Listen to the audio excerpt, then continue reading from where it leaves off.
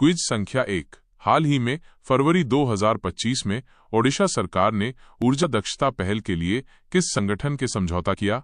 ANTPC, BHEL, CESL, DONGC। उत्तर CEESL।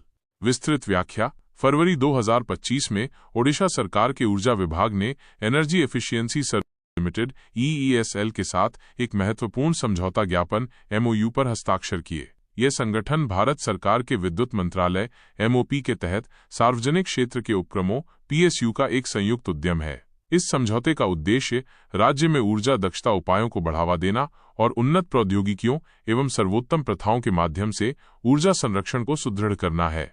मुख्य बिंदु। EESL नई दिल्ली स्थित एक सरकारी संगठन है जो ऊर्जा दक्षता परियोजनाओं को लागू करता है। ये पहल ऊर्जा बचत को बढ़ावा देने और ऊर्जा खपत को कम करने में मदद करेगी। इस समझौते से औद्योगिक, घरेलू और वाणिज्यिक क्षेत्रों में ऊर्जा दक्षता समाधान लागू किए जाएंगे। इस समझौते पर हस्ताक्षर फरवरी 2025 में किए गए थे, जिससे राज्य के टिकाऊ विकास को बल मिलेगा। ऐसी ही ज्ञानवर्धक क्विज के लिए हमारे साथ जुड़े रहें। कृपया साथ में बने रहें। अगले क्विज के लिए आगे बढ़ते हैं।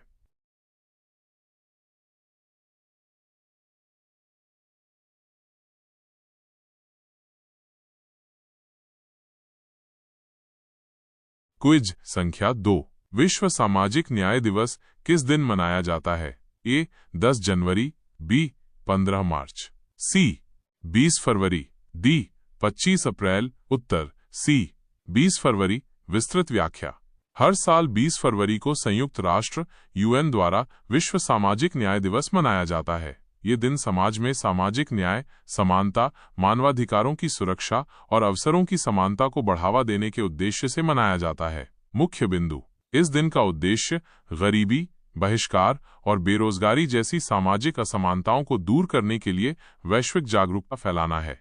संयुक्त राष्ट्र महासभा ने 26 नवंबर 2007 को इस दिवस को मनाने की घोषणा की थी और 2009 से इसे आधिकारिक रूप से मनाया जाने लगा। ये दिन हमें सामाजिक न्याय को बढ़ावा देने, शिक्षा और रोजगार में समानता लाने तथा मानवाधिकारों की रक्षा करने के महत्व की याद दिलाता है। भारत भी 2009 से इस दिवस को मनाता आ रहा है और समानता और समावेशी विकास को बढ़ावा देने की दिशा में प्रयास कर रहा है। ऐसी ही ज्ञानवर्धक क्विज के लिए हमारे साथ जुड़े रहें। कृपया साथ में बने रहें। अगले क्विज के लिए आगे बढ़ते हैं।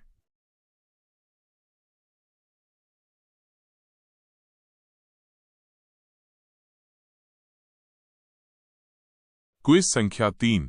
पंकज आडवाणी ने 14वां एशियाई चैंपियनशिप खिताब जीतकर किस देश के खिलाड़ी को हराया?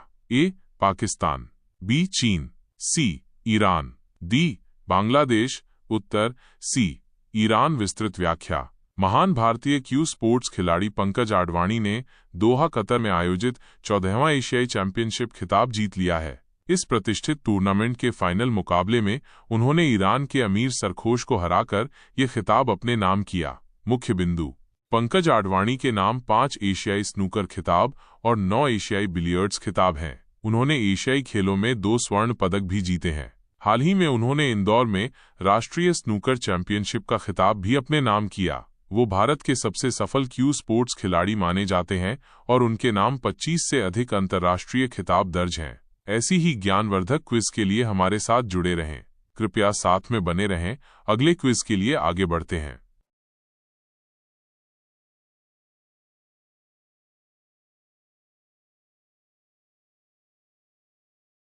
क्विज संख्या 4। मोहम्मद शमी ने कितने वनडे मैचों में 200 विकेट पूरे किए? A 102, B 104, C 133, D 120। Uttar B 104। विस्तृत व्याख्या। भारतीय तेज गेंदबाज मोहम्मद शमी ने 2025 चैंपियंस ट्रॉफी के ग्रुप A मैच में बांग्लादेश के खिलाफ दुबई इंटरनेशनल स्टेडियम में 5 विकेट लेकर एक ऐतिहासिक उपलब्धि हासिल की। उन्होंने 104 वनडे मैचों में 200 विकेट पूरे कर लिए और सबसे तेज भारतीय गेंदबाज बनने का रिकॉर्ड अपने नाम किया। मुख्य बिंदु। शमी ने इस उपलब्धि के साथ मौजूदा मुख्य चयनकर्ता अजीत अगरकर 133 मैच का रिकॉर्ड तोड़ दिया। वो सबसे तेज 200 वनडे विकेट लेने वाले दूसरे गेंदबाज बने और पाकिस्तान के पूर्व स्पिनर और कोच सकलैन मुश्ताक की बराबरी की। इस सूची में सबसे आगे ऑस्ट्रेलिया के मिशेल स्टार्क हैं, जिन्होंने सिर्फ 102 मैचों में ये रिकॉर्ड बनाया था। 34 वर्षीय मोहम्मद शमी की गिनती भारत के सर्वश्रेष्ठ तेज गेंदबाजों में होती है और उन्होंने कई महत्वपूर्ण टूर्नामेंट में टीम इंडिया को सफलता दिलाई है। ऐसी ही ज्ञानवर्धक क्विज के लिए हमारे साथ जुड़े रहें। कृपया साथ में बने रहें। अगले क्विज के लिए आगे बढ़ते हैं।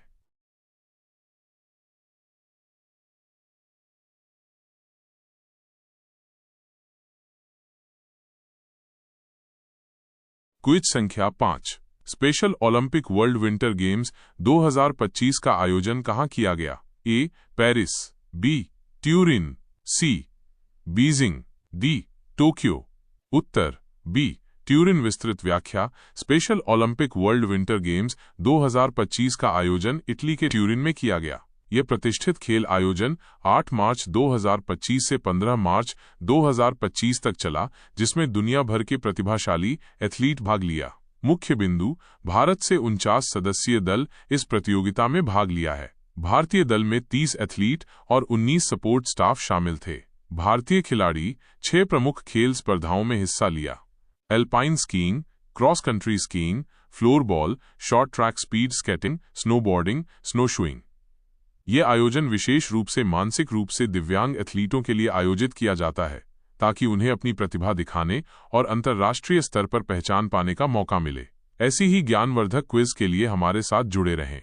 कृपया साथ में बने रहें। अगले क्विज के लिए आगे बढ़ते हैं।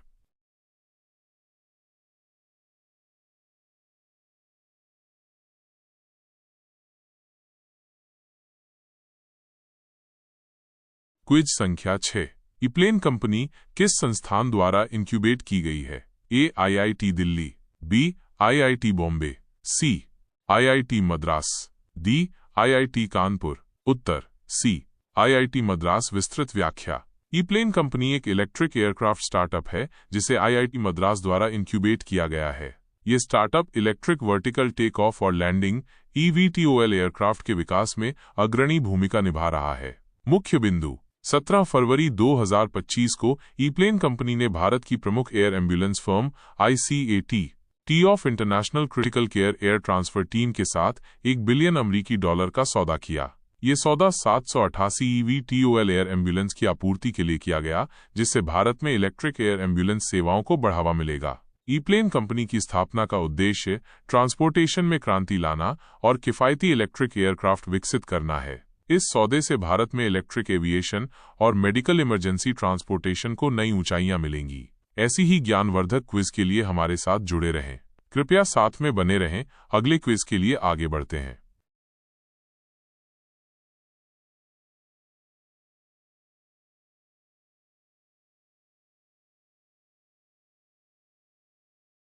क्विज संख्या 7। भारत की पहली रोड ट्रेन किस कंपनी द्वारा विकसित की गई? A. Tata Motors, B. Volvo Trucks, C. Ashok Leyland, D. Mahindra and Mahindra. उत्तर बी. Volvo Trucks. विस्तृत व्याख्या। 17 फरवरी 2025 को भारत की पहली रोड ट्रेन को नागपुर, महाराष्ट्र में केंद्रीय सड़क परिवहन और राजमार्ग मंत्री नितिन जयराम गडकरी द्वारा हरी झंडी दिखाई गई। मुख्य बिंदु: इसे बेंगलुरु, कर्नाटक स्थित Volvo trucks, Volvo group India private limited द्वारा विकसित किया गया। इसका संचालन गुड़गांव, हरियाणा स्थित डेलीवरी लिमिटेड द्वारा किया जाएगा। यह नवाचार भारत के लॉजिस्टिक्स और लंबी दूरी की परिवहन प्रणाली में एक बड़ा बदलाव लाने की क्षमता रखता है। रोड ट्रेन उच्च दक्षता और अधिक माल ढुलाई क्षमता प्रदान करेगी, जिससे परिवहन लागत में कमी और लॉजिस्टिक्स सेक्टर को मजबूती मिलेगी। ये पहल पर्यावरण के अनुकूल परिवहन को बढ़ावा देने की दिशा में भी महत्वपूर्ण कदम है। ऐसी ही ज्ञानवर्धक क्विज के लिए हमारे साथ जुड़े रहें। कृपया साथ में बने रहें। अगले क्विज के लिए आगे बढ़ते हैं।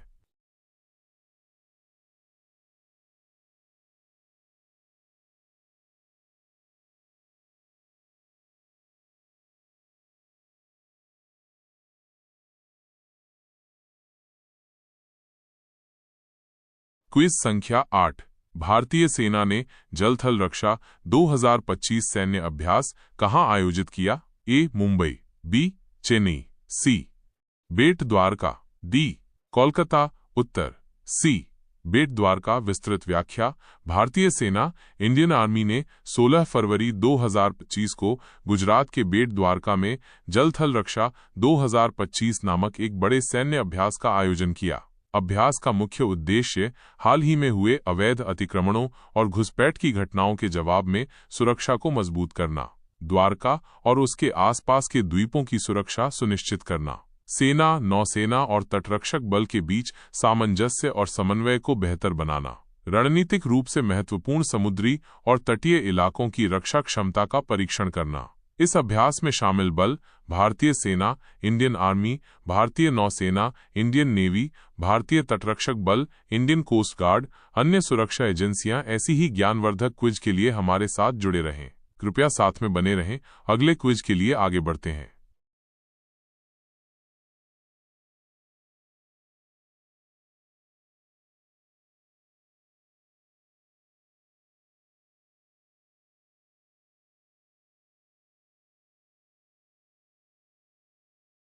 क्विज संख्या 9।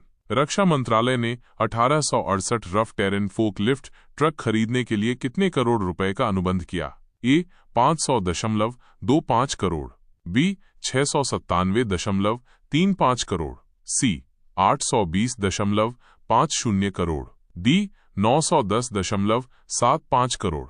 उत्तर बी 697.35 करोड़। विस्तृत व्याख्या। रक्षा मंत्रालय मिनिस्ट्री ऑफ डिफेंस ने थल सेना, इंडियन आर्मी, वायुसेना, इंडियन एयरफोर्स और नौसेना, इंडियन नेवी के लिए 1868 rough terrain forklift truck RTFLT की खरीद हेतु 697.35 करोड़ रुपए का अनुबंध किया है। मुख्य बिंदु।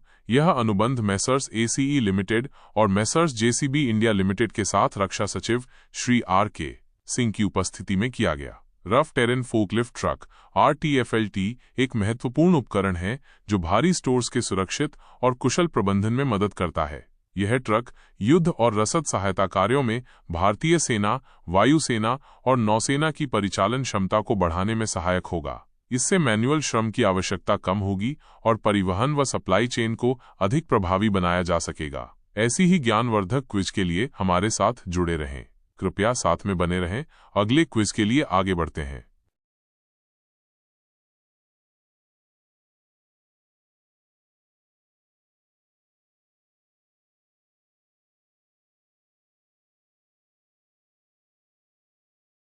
क्विज संख्या 10। हाल ही में फरवरी 2025 में ITU और भारत सरकार ने किस तकनीक से भविष्य के बुनियादी ढांचे को विकसित करने के लिए सहयोग किया? A quantum computing, B digital twin प्रौद्योगिकी, C cloud computing, D big data. उत्तर बी डिजिटल ट्विन प्रौद्योगिकी। विस्तृत व्याख्या।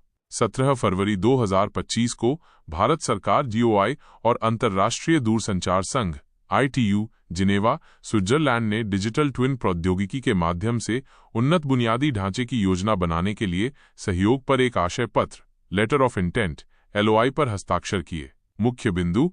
ये साझेदारी दूरसंचार विभाग DOT, संचार मंत्रालय MOC, भारत सरकार और ITU के बीच हुई। डिजिटल ट्विन प्रौद्योगिकी का उपयोग करके आर्टिफिशियल इंटेलिजेंस AI संचालित बुनियादी ढांचे का विकास किया जाएगा। यह तकनीक शहरी नियोजन, स्मार्ट सिटी प्रोजेक्ट्स और आपदा प्रबंधन में उपयोगी होगी। डिजिटल ट्विन का उपयोग करके वास्तविक समय में डेटा संचालित निर्णय लिए जा सकेंगे, जिससे अधिक कुशल और लचीली अवसंरचना विकसित की जा सकेगी। डिजिटल ट्विन प्रौद्योगिकी क्या है? ये एक वर्चुअल मॉडल है जो किसी भौतिक सिस्टम, प्रक्रिया या इंफ्रास्ट्रक्चर का डिजिटल प्रतिनिधित्व करता है। इसमें real time data, machine learning और AI का उपयोग कर भविष्य की स्थितियों का सटीक अनुमान लगाया जाता है। इससे बुनियादी ढांचे की निगरानी और अनुकूलन, मॉनिटरिंग और ऑप्टिमाइजेशन में मदद मिलती है। ऐसी ही ज्ञानवर्धक क्विज के लिए हमारे साथ जुड़े रहें।